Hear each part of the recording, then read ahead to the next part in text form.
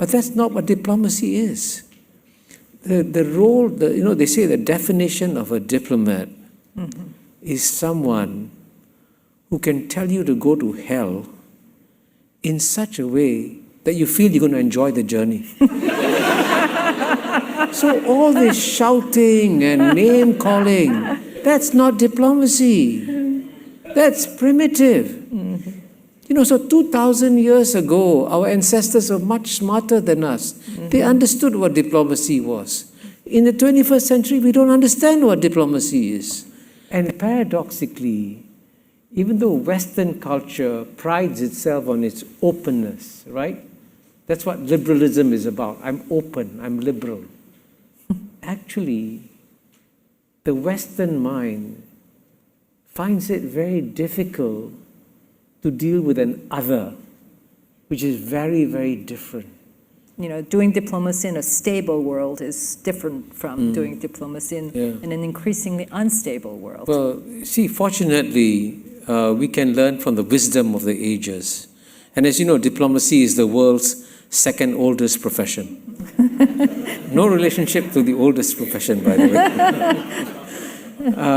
And the people who lived 2,000 years ago were smarter than the people who are living today. And I'll give you a simple example.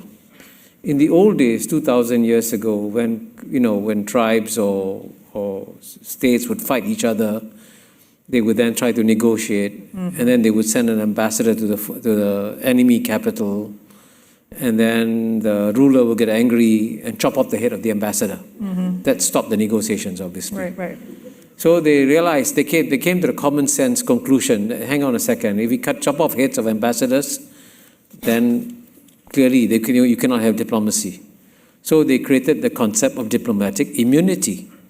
And that's how it began 2,000 years ago, so that ambassadors could go into enemy courts and not get their heads chopped off. So diplomacy was always invented to talk to enemies, not to friends. Now the reason why I say that there were people 2,000 years ago were smarter than us is that in the 21st century, well, at least here in the United States, you have the belief that before I can establish diplomatic relations with you, you've got to be my friend. But you don't need diplomatic relations for friend. If you're going to a friendly court, your head is not going to get chopped off. But once you declare a country is an enemy, then you've got to establish diplomatic relations. So therefore, logically, as you know, vis-a-vis North Korea, which the United States declares to be an enemy state, it should establish diplomatic relations. That's the logical thing to do. But you notice that it cannot be done because it's politically incorrect. And I'll give you another example of politically incorrect diplomacy. And my apologies to some of you if here I'm treading on sensitive ground. When you had the first meeting between Secretary Blinken and foreign ministers of China, Jiang Jiechi and Wang Yi, soon after the Biden administration was elected, I think in Alaska, And the meeting began with both sides attacking each other. And why did they attack each other? For domestic political reasons, right? But that's not what diplomacy is. The role, they say the definition of a diplomat is someone who can tell you to go to hell in such a way that you feel you're going to enjoy the journey. So all this shouting and name-calling, that's not diplomacy. That's primitive. So 2,000 years ago, our ancestors were much smarter than us. They understood what diplomacy was. In the 21st century, we don't understand what diplomacy is. And when you talk about a multipolar world has been the norm since human history began. When you have a unipolar moment like the one between the end of the Cold War and probably next 20 years, that was an aberration. A unipolar world, bipolar world are all aberrations. The 21st century will be a multipolar world. And in a multipolar world, you've got to deal with complexity.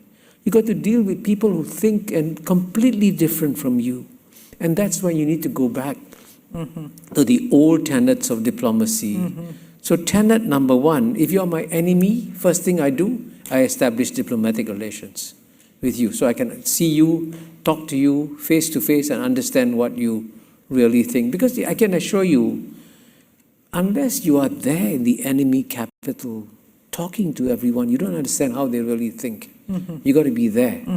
Whether it's Iran, whether it's North Korea, whether it's any country. And then at the same time, you got to accept the reality that in all good diplomacy is about compromise. If any country tries to get everything, it's not going to succeed. So they should make it a truism for diplomacy that if any country goes for total security, it is creating total insecurity. Because if you have total security, your neighbor, your counterpart is not secure.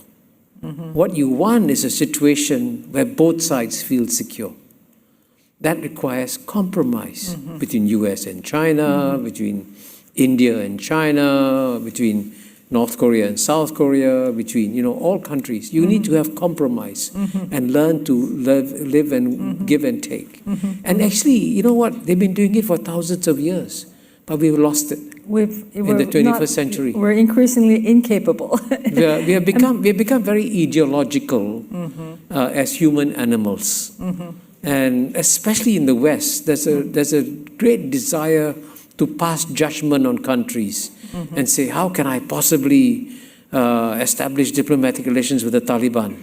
Well, you have to establish diplomatic relations with the Taliban because they're different, right? I think part of the challenge is the public scrutiny that wasn't there 2,000 years ago. No, but the public scrutiny should be intelligent public scrutiny and should insist that at the end of the day, we are going to move into a much more smaller, more interdependent world. And I always use a simple boat analogy just to describe how the world has changed. In the past, when 8 billion people lived in 193 separate countries, it was as though they were 193 separate boats, right? And the proof of that was if one boat caught COVID, another boat wouldn't catch COVID. COVID cannot go from boat to boat. But now, the 8 billion people no longer live in 193 separate boats. They live in 193 separate cabins on the same boat.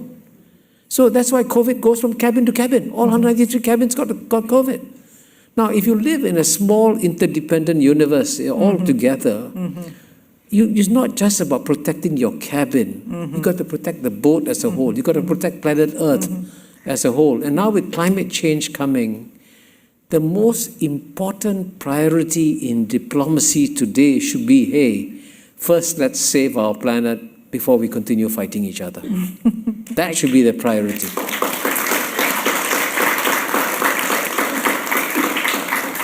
I completely agree on the need for that shared direction, a shared interest in tackling this existential challenge together. But I think intellectually we all understand that, but on a day-to-day foreign policy thinking and diplomatic practice, the short-term interest gets in the way, the short-term national interest. You mentioned India and China.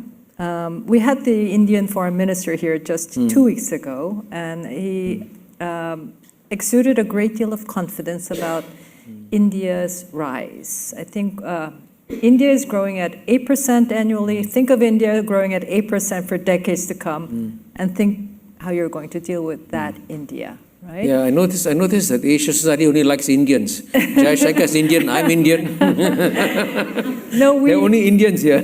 No, you should invite some Chinese also. we welcome all Asian leaders. I'm kidding. No. But so we asked him about India-China relations. Yeah. China is not doing so well these days. It's a bit of an economic downturn that seems hard to overcome. But India-China relations is difficult, and how the two sides manage this will be a definitive influence on the rest of Asia, Sure. and the world perhaps. So how do you see that unfolding? How do you advise the two sides to manage this relationship? Well, the way I describe it, I say that relations between China and India, they're not bad. They're very bad. No, seriously, I'm very, very worried. If there's one big thing that I worry about the future of Asia and about the future of the Asian century, is how these two Asian giants will get on, China and India. And actually, for most of the time, they were able to get along reasonably well. And indeed, when Prime Minister Modi came into office in 2014, I think, he had much longer meetings with President Xi Jinping than any other Indian leader had had. And then, unfortunately, we had a very bad incident in Galwan in June 2020, where both Chinese and Indian soldiers lost their lives in a clash. And since then, relations have gone down. And I'm sure, as Foreign Minister Jaishankar hinted, relations are in a very difficult phase. So, but at the same time, if China and India look at it logically, they both have tremendous growth potential. You're right in saying that China is now facing Chinese economy is facing some short-term challenges, but I can assure you 10 years from now, the Chinese economy will be much, much bigger than what it is today. And 10 years from now, the Indian economy will be much, much bigger than it is today. And a former Prime Minister of India, Manmohan Singh, once said very wisely, he said the sky is big enough for both China and India to grow together. So, and I think that's the case. It's a question of both of them having to achieve a new modus vivendi with each other. And I think it can be done. We'll have to go back to the old-fashioned diplomacy of 2,000 years ago, where you compromise and you can work things out. And what about ASEAN in that mix? Well, I think ASEAN is the most underrated organization in the world. It has performed absolute miracles, okay? It has taken the most diverse region of planet Earth, Southeast Asia. By the way, just take a mental tour, all of you, to Latin America, to Africa, to Europe, to Central Asia. Go any part of the world, you'll never find the kind of diversity as you do in Southeast Asia, where out of 700 million people, you have 250 million Muslims, 150 million Christians, 150 million Buddhists, Mahayana Buddhists, Hinayana Buddhists, you have Taoists, you have Confucianists, you have Hindus, and you have lots of communists also in Southeast Asia. 100 million of them. So, you know, we have everything in Southeast Asia. It's the most diverse region. If there was one region of the world that was destined for war, it's Southeast Asia, right? And British historians call it the Balkans of Asia. But guess what? We've had, since 1967, the creation of ASEAN, we've had peace and prosperity. And ASEAN's economy has grown spectacularly. In the year 2000, Japan's economy was 8 times bigger than ASEAN. Now it's 1.3 times bigger than ASEAN. And by 2030, ASEAN is bigger than Japan. So this is a remarkable region. At the same time, to answer your broader question, ASEAN is playing also an important role of bringing other powers to come and talk to each other under the ASEAN umbrella. So you notice that the annual ASEAN meetings, which I think you attended, as you know them quite well, Keng Hua.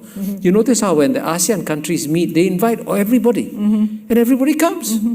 And that's amazing. No other region attracts so many foreign participants as ASEAN meetings do. So it shows you the convening power that ASEAN has. And the first way, by the way, the first lesson in diplomacy is that you got to talk to each other. You know, nowadays, there's still many countries where the heads of state can't talk to each other. Whereas if you come to an ASEAN meeting, everybody talks to each other. That's what ASEAN does.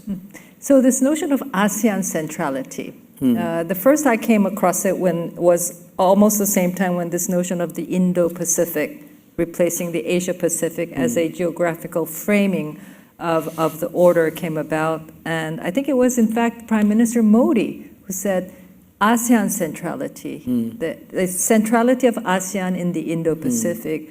I first heard it from him, and then it became ASEAN's own term as it's spelled out as Indo-Pacific outlook.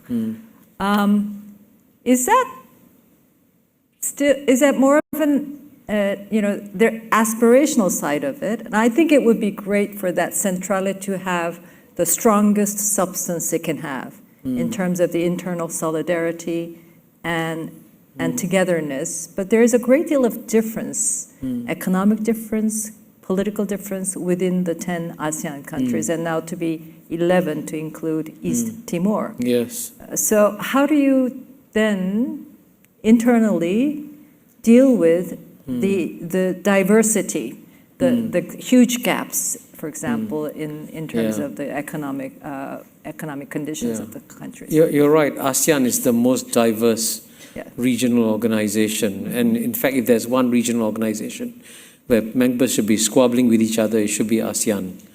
But what's remarkable, there is very little squabbling within ASEAN. And I know I wrote a book called The ASEAN Miracle. And one thing, we still don't fully understand why ASEAN is successful, by the way. But one fundamental reason could be because of Indonesia.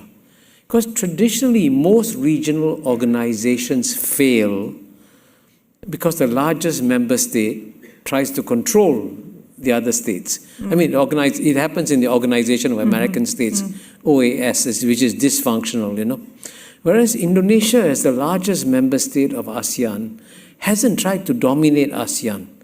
But more importantly, within Indonesia, the most populous people are the Javanese.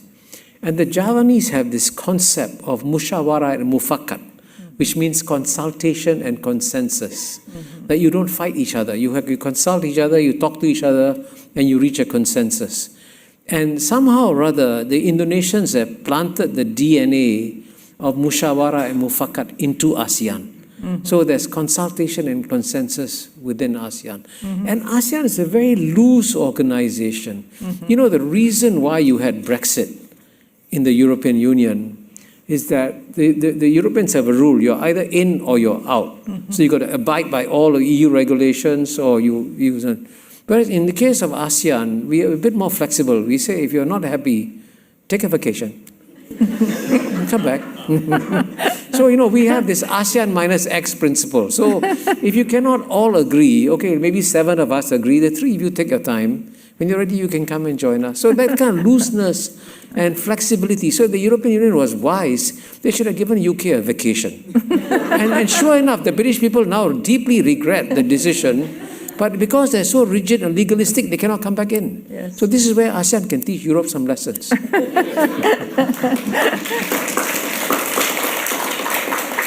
Before I give the floor to the audience, I have to, of course, ask you about the current situation in the Middle East. I mean, we're talking about Asia rising, optimistic, but we have these terrible wars going on in other parts of the... And, of course, the headlines these days are all about Israel, Hezbollah, Lebanon, and Iran. How do you see this ending? Well, I've been studying geopolitics for 53 years. And, and as you know, I make pronouncements on lots of subjects confidently, even though I may not know much about it.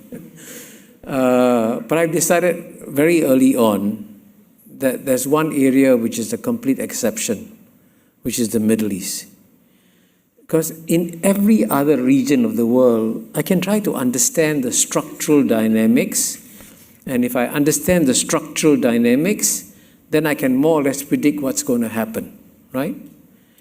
The Middle East is a very strange corner of the world where if you can find the happy, peaceful way or the ugly, confrontational way, they'll always pick the ugly, confrontational way. I don't know why. For reasons I really don't understand. And that's why that region, in my 53 years of studying geopolitics, there have been more wars in the Middle East than anywhere else. Wars, skirmishes, all kinds of challenges and so on and so forth. And absolutely no movement towards any kind of regional harmony. It's the exact opposite of ASEAN, the Middle East. And so, but I don't understand this at all. I don't understand what in the cultural DNA of that region leads to the highest level of dysfunctionality, whereby you cannot even have normal diplomatic relations among many countries. Which is the base. The base should be just normal diplomatic relations, especially among enemies. But that cannot be done. I think there's a... And by contrast, just to illustrate this,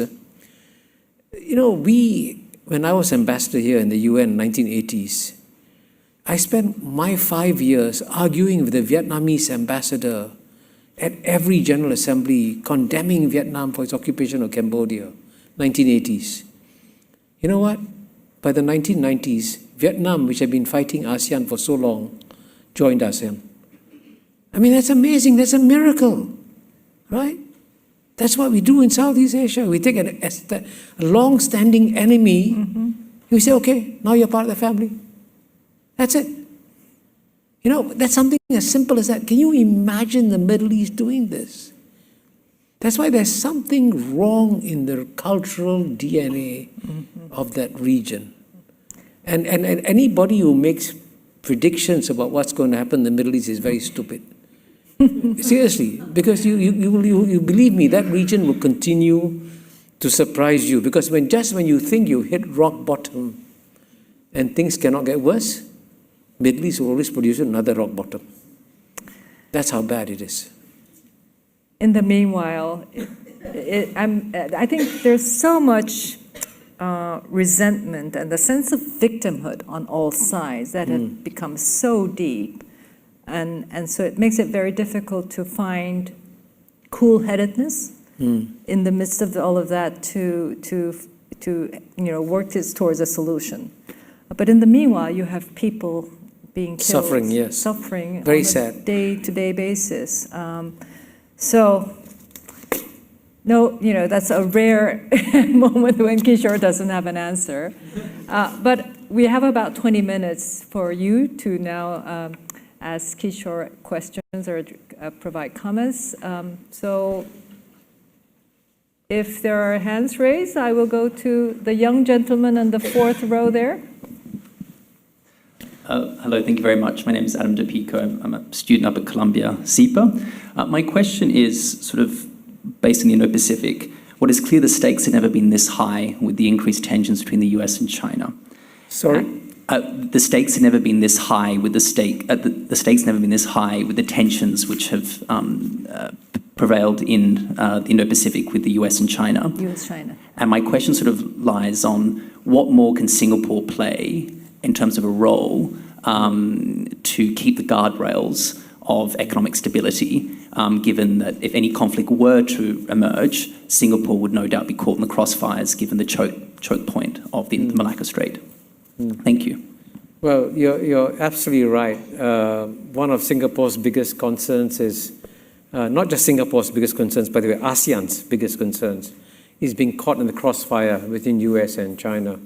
And sadly, I hate to make this prediction because sadly, many of my predictions about the rise of Asia, fortunately, have been correct. But this is, I'm going to make an unfortunate prediction that the US-China contest will get worse over the next 10 years. The logic is already built in. It's very clear that, and the United States has been very open about this, that it cannot accept China as a peer. So the United States is going to try and stop China, and China is going to make sure it's not stopped, and that the contest will accelerate over the next 10 years. It's going to affect all of us. And so the best that we can do is for ASEAN to stay united and for ASEAN to send a very clear message, which it has, by the way, so far, to say that, hey, we want to be friends with the United States, we want to be friends with China, we don't want to take sides. This is a contest within the two of you, but we don't want to be, get involved in this contest. And so far, that message seems to be understood in Washington, D.C. and in Beijing. And ASEAN, by the way, also does practical things to make sure that both sides understand that we want to be friends with both. So in the case of China, ASEAN's trade with China was only $40 billion in the year 2000. By 2022, it had hit $975 billion, almost $1 trillion. It was the world's largest trading relationship in 2022. So we're sending a message to China, we want to be friends with you. And on the investment front, United States has invested more in Southeast Asia than in China, Japan, South Korea, India combined. So we are telling Americans, we want you here. We want to be your friends. So that's the message that we in ASEAN are sending, and we try to be as clear and consistent about it. And we hope that that registers in both Beijing and Washington, D.C., and that they won't force the ASEAN countries, including Singapore, to take sides. Look at the lady on the third row. Yes, there's a microphone coming. Yes, John. Maybe if she stood up. Yes. I'll be loud enough. My name is Shazia Rafi, former Secretary General of Parliamentarians for Global Action. Good to see you here again in New York, Augusta. I just wanted to ask a little bit from the experience that you had when you were on the Security Council many years ago, when the E10, were playing quite an important role in being able to deal with what is the main job of the United Nations, which is to maintain peace and security. And right now we are in a globe where two major wars are continuing to escalate, one which may even go beyond a regional war into something that is very dangerous. And the Security Council itself seems completely unable to get over the power and abuse of the veto, in a sense, being used, with its majority membership trying desperately but not able to move the council in the direction of enforcing some peace and security on both of these two regions. So I'd be interested. Which two regions, by the way? The war in Ukraine with Russia and the Middle East, Yeah. both of which are, still raging. And that is the institution within that village council which the world is looking to, but it seems completely unable to do it. So I'd be interested in seeing, given your experience when you played a much more important role, where the E10 played a bigger role in the past, they seem to be unable to do so. Thank you. Sadly, I thought that things were quite bad when we were in the Security Council in the year 2001, 2002, because we were in the Security Council in the build-up to the Iraq War. And the United States was trying to get the Security Council to endorse its decision to invade Iraq, and the Security Council then refused to do so. And by the way, the United States was opposed by its friends like France and Germany and on its invasion of Iraq. But it created divisions. But still, nonetheless, despite the divisions, they were still talking to each other. The ambassadors were incredibly civil and polite. And so you had Sergei Lavrov as the Russian ambassador, Jean-David Lavitte is the French ambassador, John Negroponte as the American ambassador, Jeremy Greenstock as the British ambassador, Wang Yingfan as the Chinese ambassador. But we could all talk to each other and have a conversation going and so on and so forth. And that's what diplomacy is, by the way. Today, I understand they can't talk to each other. I mean, it's that bad. I mean, you can't even have a civil conversation of any real kind. And that's why you have to now, I think the Ukraine war and the Gaza war, unfortunately, are going to carry on for a while until you get some kind of real exhaustion of the different parties.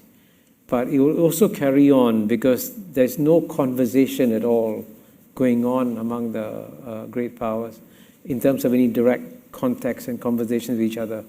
But that's exactly why diplomacy was invented, is when you have as difficult a situation as Ukraine, is when you should talk to each other. And by the way, if you organize a diplomatic conference, don't get like-minded people to come for the conference, because that's never going to solve a problem. Diplomacy works when you're not talking to your friends, is when you're talking to your enemies. That's what diplomacy is about. So I sadly predict that things were not going to improve in the near future in these two areas because there's no forces there trying to do something different. Thank you. On the, I think about 8th row up with the lady on the 8th row, I think. Thank you. My name is Barbara Jimenez, and I'd like to just go back to the Middle East for a moment and ask you whether you think part of the problem with a conversation between the parties in the Middle East has to do with a theocracy conversing with a secular society. And both the aims of the secular society and the theocracy are at total opposite extremes. How does that conversation work? Yeah, that's a very good question. Can a theocracy and a secular state have a conversation? But I think if we're going to survive the 21st century, we have to have conversations between polar opposites. Because, we are moving into a completely new era of world history today, where you're going to have the rise of clearly non-Western powers, clearly. I mean, India is a non-Western power, for example, And we have to learn to deal with different cultures, different civilizations. And one thing we have been able to do, let's say in Southeast Asia, is that Vietnam, for example, remains a communist state, by the way, still. And, Indonesia is the world's most successful Islamic democracy. But they still talk to each other. The ideology doesn't matter. What matters at the end of the day is what are your core interests on both sides and how you reconcile your core interests. And, at the end of the day, even though Iran is a theocracy, Iran is also has one of the oldest civilizations, Persian civilizations in the world. And I can tell you one of the most able diplomats I ever dealt with in my life was my then Iranian counterpart in 2000, whose name is Javad Zarif. And he, is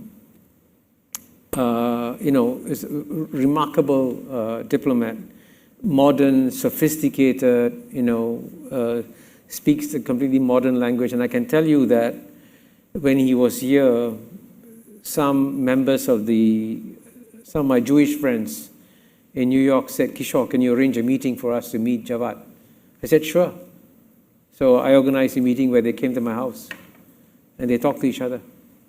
So I've seen a conversation in my house with an Iranian diplomat and members of the Jewish community trying to figure out how we understand each other better. That's what you need to do. Regardless of how different you are, you got to talk to each other. Regardless of how different you are. And paradoxically, even though Western culture prides itself on its openness, right?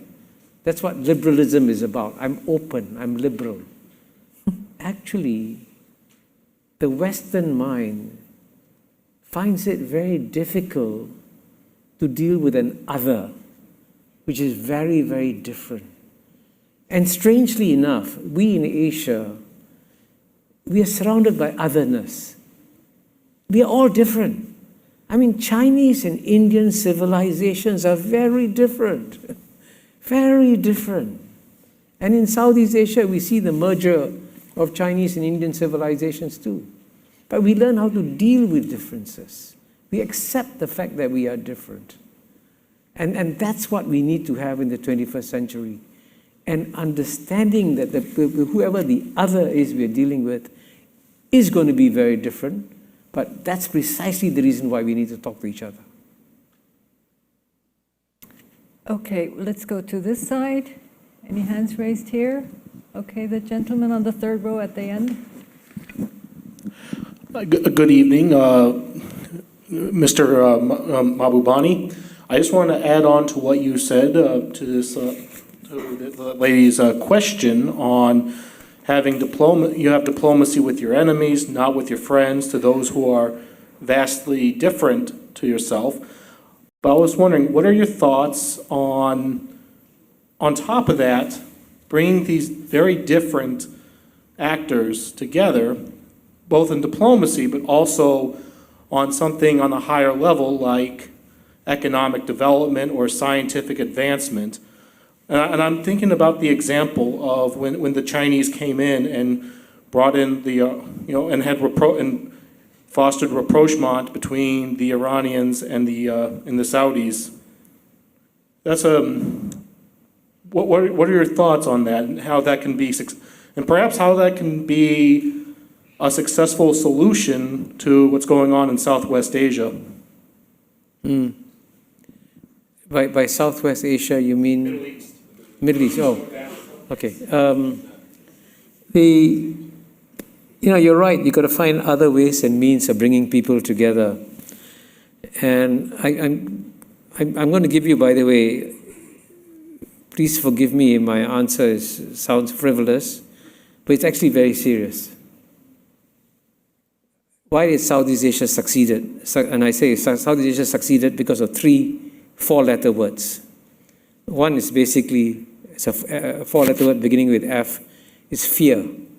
We began, all of us were afraid of communist expansion, then we came together as ASEAN. Then we had luck. We had good leaders, amazingly good leaders in Southeast Asia, which is why Southeast Asia did so well.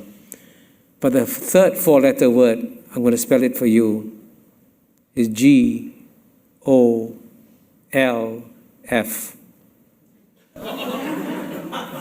And I'm serious. I want you to know that I'm serious. I played golf with my ASEAN counterparts. And I knew that if I had a difficult problem to solve, right? And I gave an example in the book, Kyung Hwa, you've seen this. Singapore proposed the idea of an Asia-Europe meeting because, Americans or Europeans talking to each other, Asians and Americans talking to each other, Asians and Europeans are not talking to each other. Singapore proposed an Asia-Europe meeting. But in those days, in 1990s, there was still some rivalry between Malaysia and Singapore. So the then Prime Minister of Malaysia, Dr. Mahathir, said, since Singapore proposed it, I will oppose it. That was the problem. So what happened? I went to ASEAN meeting, I played golf with my ASEAN counterpart, my Malaysian counterpart, Tan Sri Kamil. I played a round of golf with him, had a good game of golf, then we had a few beers. Then at the end of the beers, I said, Kamil, tolong, Malay word, help me. I said, I cannot get my promotion until you can persuade your Prime Minister to remove his objection. So Kamil, after very good friend, said, okay, Kishore, for you, I'll do it. Sure enough, he spoke to his Prime Minister and removed the opposition. And that's how the first Asia-Europe meeting came about. It was a result of a golf game. And I can tell you, in a game of golf, and I know there are many distinguished golfers here, you can find out about a person's character when you watch them play golf. Once a person kicks the ball out of the rough, I know who I'm dealing with, right? So, it's amazing. So, believe me, one reason why Southeast Asia hasn't had wars is because the chiefs of armies are too busy planning the next golf game. And I'm serious. And, if you can imagine a world in which Israelis and Iranians play golf with each other, believe me, it changes the chemistry significantly. So, this is where, diplomacy, I want to emphasize, is not new. It's been around for thousands of years. Our ancestors have found ingenious ways for us to get along. And that's what we need to do. We need to go back to the old ways of compromise, of dealing with people whom you don't like, and dealing with people whom you despise. But you have to deal with them. That's what life is about. And I think it can be done, And I hope this is why people, you mentioned Southwest Asia and Middle East, the people from the Middle East should just come and visit Southeast Asia and then see that the diversity in Southeast Asia is far more than the diversity in West Asia. Most of them, as you know, have one religion, Islam. Right? We have how many different religions in Southeast Asia? Yet we get along. So we have to go back to the past and understand the wisdom of the past and bring it forward into the 21st century. What we have just witnessed was a masterclass in subversive wisdom, answering the fundamental question, what is diplomacy really? This segment was excerpted from a conversation at the Asia Society in New York on October 8, 2024, featuring the veteran Singaporean diplomat Kishore Mahbubani. He was there to discuss his latest memoir, Living the Asian Century, an Undiplomatic Memoir, with Asia Society President Dr. Kyung-Hwa Kong. And, in his signature undiplomatic style, Mahbubani delivered a systematic diagnosis of the dysfunctions plaguing modern diplomacy. He began with a subversive take on history, arguing that the true purpose of diplomacy is to talk to enemies, not to friends. He sharply observed that our ancestors from 2,000 years ago were smarter than we are today, as our modern ideological world has forgotten diplomacy's most basic common sense. He then issued a global warning using his boat analogy, explaining that we no longer live in 193 separate boats, but in 193 separate cabins on the same vessel, and that our first priority must be to save the ship itself before we continue fighting over the cabins. From there, he turned to Asia, painting a picture of stark contrasts. On one hand, he bluntly described the current relationship between China and India as, not bad, they're very bad. Yet on the other, he pointed to the association of nations in Southeast Asia as a powerful example of a completely different possibility, a region of stunning diversity that has successfully created peace and prosperity. Only after showcasing Asia's successes did he address the one great exception, the Middle East, offering a stunningly honest admission of his own inability to understand the region, and concluding with his famous pessimistic take, when you think you've hit rock bottom, the Middle East will always produce another rock bottom. Finally, during the Q&A, he offered his solutions through two powerful stories. He recounted arranging a private meeting between his Jewish friends and an Iranian diplomat to prove that dialogue is possible, and then shared the legendary tale of his Gulf diplomacy, vividly recalling how a round of golf and a few beers broke a political stalemate between nations. Throughout this dialogue, Mahbubani played the role not of a modern theorist, but of a classical master of statecraft. He stripped away the jargon and ideological baggage, using basic common sense and vivid personal experience to reveal the true essence of diplomacy, an ancient art of communication, compromise, and problem-solving that is meant to transcend our deepest divides. We are eager to hear your thoughts in the comments below. If you believe this program has provided you with value, please like, comment, share, and subscribe to our channel. Thank you for watching.